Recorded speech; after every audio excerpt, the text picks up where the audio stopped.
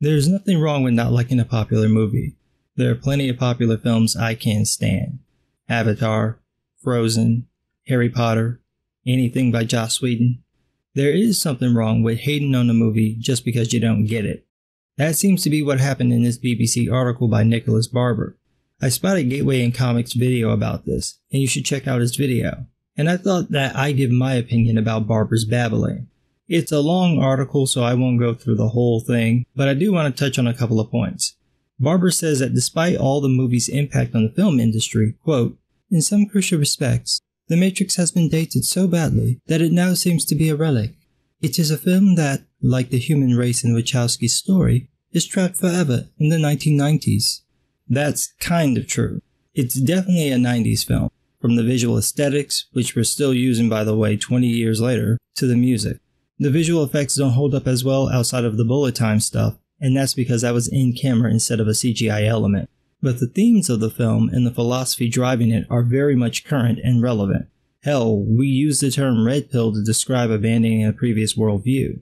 The idea that we're living in a dream world, that the system has pulled the wool over our eyes so much that we can be enslaved to the system without knowing it, is kind of the way people view the world now. Many people like to see themselves as Neo or Morpheus, but in reality, they're probably Switch. You're just going along for the ride, following yet another doctrine, basically sleeping awake. We like to see ourselves as the one because he's always questioning, always doubting. But Barber has problems with our doubting Thomas A. Anderson. Barber says, quote, "In general, Anderson Neo is one of those uninspiring heroes who do next to nothing to earn their hero status. He becomes an unbeatable martial artist, not by training for years, but by being plugged into a teaching program for a few hours. He becomes omnipotent in the Matrix, not because he's particularly brave, noble, or clever, but because, as Morpheus says, he is willing to believe." No. That's not Neo's character at all. Neo is like Luke Skywalker, an everyman. He's deliberately a blank slate so that the viewer can put himself in Neo's place. This is why so much of Neo's regular life is uninteresting. People are basically boring. His hacker persona is a way of being something more than he is. His search for the Matrix is a search for meaning, for purpose. It's masked as a search for truth, but as Agent Smith explains in The Matrix Reloaded, it is purpose that created us, purpose that connects us, purpose that pulls us, that guides us, that drives us. It is purpose that defines, purpose that binds us. And that is the type of hero Neo is. One seeking, searching. So of course he's not going to do anything to earn a hero status because it's not about him becoming the hero. He already is. It's about understanding why he becomes the hero. I thought you would have figured that out by now. Barber continues. Earlier on, back when he was a computer programmer, Anderson was hardly the most obvious budding messiah either. He wasn't an eco-warrior or a political activist, but a loner whose only qualifications to be the one were his unspecified cybercrimes and his niggling sense that his existence wasn't everything it was cracked up to be. So your critique is that Neo wasn't a keyboard warrior or a slacktivist, but a hacker trying to discover what this elusive matrix was. That's not really a valid complaint. It's like saying that because Luke was a farmer and not a pilot, he's a sucky hero. Barber goes on to name characters from Fight Club and Office Space as other examples of this useless white-collar worker turned hero, ignoring that all of these characters represent people who are not fulfilling their full potential. There is more to them, but their sucky jobs and lives prevent them from seeing it. In each case, there's a call to adventure, which they all refuse, and then later end up tricked or forced into taking it. This is much more relevant than the world sucks takeaway Barber mentions. It's about people feeling trapped in a world that won't let them be who they're really meant to be. It's only by letting go of that world and seeing it for what it is that they're able to become the men they should be. It's easy to see the morose comedy of Office Space, the misanthropic violence of Fight Club, and the philosophizing of the Matrix as, quote, the office warrior's rampage, but it's just a means of examining the modern world and how people, men and boys in particular, feel a lack of meaning in our present lives.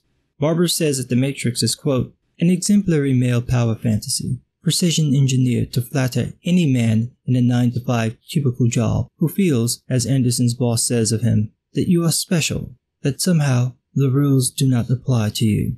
But it's a fantasy that now seems sweetly naive and old-fashioned. Since when?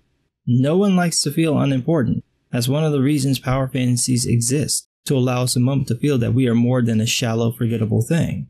We love this so much that we become invested in other people's success, treating it as our own. We're not going to train for months to play some sport, but we will cheer when our favorite team wins as if we were out there playing with them. It's human nature to want to feel important, so it seems really odd for Barber to have a problem with this.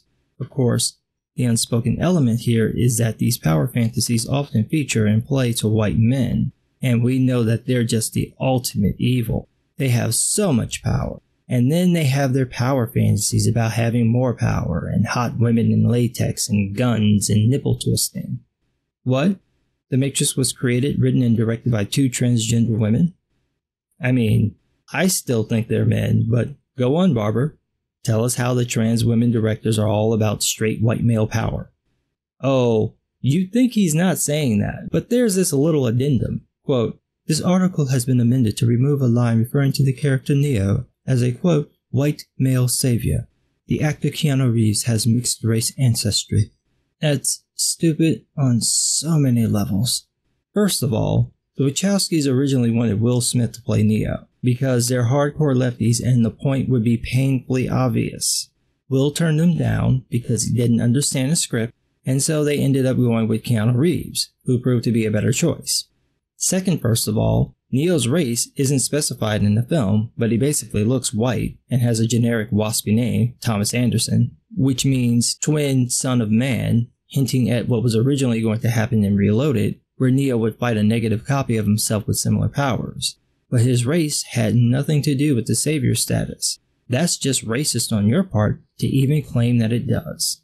Third, first of all, what white guys you know are named Keanu? Someone has to tell you he's mixed race. Have you never seen a movie with this man? You're not a child. You're like my age or older. How do you not know he's mixed? He looks mixed. What's wrong with you? If you weren't so busy trying to score woke points, maybe you could make an argument half as coherent as any of the Matrix films. Let me see you try.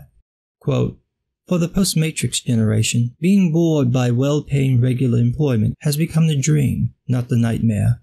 Anderson salaryman ennui seems pivoting in the wake of the 9/11 attacks, the many terrorist outrages that followed, the wars in the Middle East, the 2008 financial crisis, and the ongoing litany of environmental catastrophes. That's a fail. No millennial or Gen Z person wants a shitty desk job. Yes, they want the money, but they don't want to be bored for 8 hours a day, waiting until Friday comes so they can kind of enjoy themselves on Saturday before shutting it down on Sunday to prepare for the suckage that's Monday just so they can do it all over again ad nauseum. Those jobs kill your spirit, your drive to do anything. It's almost like they're designed to do it. Nobody really wants those jobs. They just want stable employment so they don't have to worry about money. If they could get it doing something they actually enjoy doing, they do that instead. But it seems like Barber just wants to harp on people hating their desk jobs because he says, quote, the Matrix is more interested in how dull it could be to sit comfortably in front of a computer all day. And that's why, for all its stylistic and technical innovations, it comes across as a monument to Generation X self-pity, a time capsule buried in a more innocent, complacent era. Dude, that's the first 10 minutes of the film. How do you watch the rest of The Matrix and come away thinking that it's about white guys hating their shitty desk jobs? Did you watch the movie or just watch clips on YouTube? Go watch the film all the way through. It's not about hating your job. I get why you might not like yours, seeing how you have to write bullshit articles like this, but that's why we have movies. Go watch the Matrix films and the Animatrix shorts. Enjoy yourself. And watch out for the dreadlock sweat, because it's a lot. And you're going to see an ass, just not the one you want. And it's going to take 20 minutes for somebody to die. For the second time. Literally takes a breath like she's gone and then talks for another 10 minutes. Your name is Trinity, not Shmi Skywalker. Die already. Theta knew what to do. Oh, it's Eowyn. I like you. I'm done. Even Deadpool took less time. That's all I'm saying. Die quickly. We've got a giant baby's head to never unsee. Let's move on. But other than that and the shitty CGI for the second film, you're going to enjoy the movies. Go. Watch them. Learn. Wake up. There is no spoon. The Matrix has you. Mr. Anderson, we missed you. You're living in a dream world. I can keep doing this all day.